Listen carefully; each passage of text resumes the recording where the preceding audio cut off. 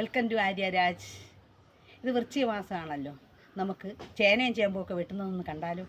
ഈ മാസം കാർത്തികയല്ലേ, അപ്പോൾ നമുക്ക് പുഴുങ്ങാൻ വേണ്ടിയിട്ട് കാച്ചിലും ചേനയും ഒക്കെ വെട്ടുന്നൊന്ന് കാണാം. വരൂ.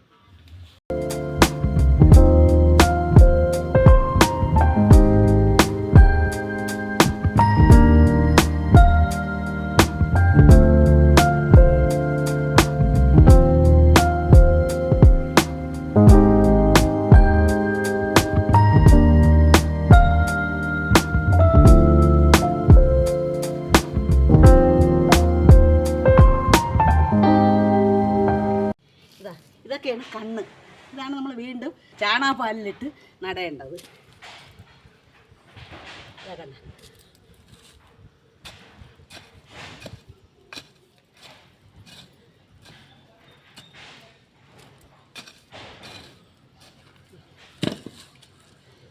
ഓക്കെ, വലിയ ഒരു മൂടാണ്.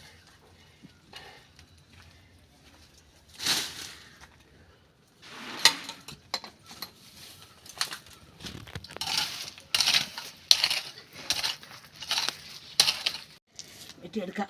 വലിയൊരു ചേനയാണെന്ന് തോന്നുന്നു. ഞാൻ ഇന്നലെ വെള്ളം ഒഴിച്ചിട്ട്, അതുകൊണ്ട് ശകലം നനവുണ്ട് കേട്ടോ. ഇത് വെട്ടാൻ സുഖമുണ്ട്.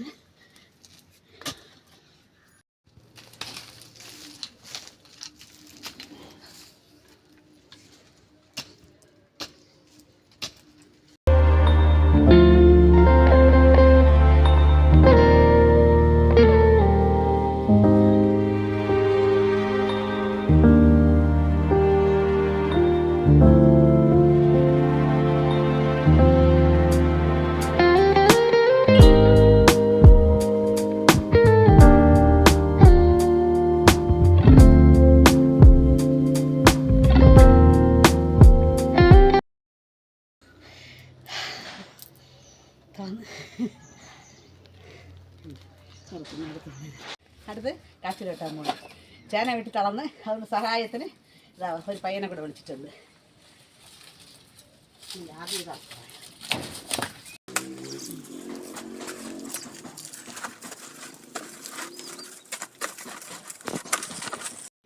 പൊട്ടിക്കണം.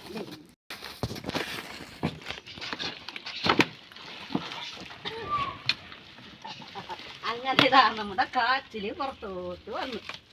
എന്താ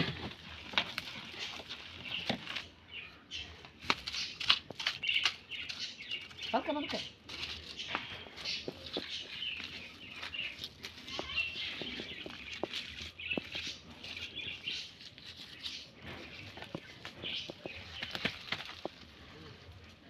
മനം കുഴപ്പമില്ലാത്ത രീതിയിലുണ്ട് അല്ലേ.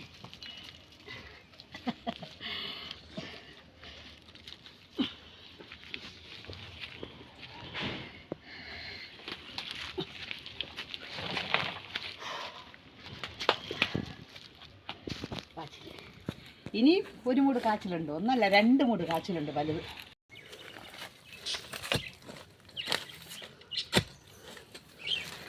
ഇതും താന്നിരിക്കാണെന്ന് തോന്നല്ലേ, മൂട് കണ്ടു തുടങ്ങിയതേ ഉള്ളൂ.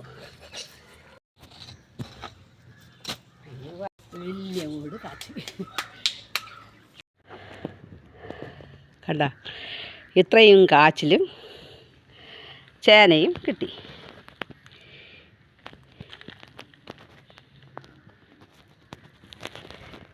ഇത് കാച്ചിൽ ചേനയുടെ വിത്ത്. ഈ വിത്തുകളാണ് നടാനുള്ളത്.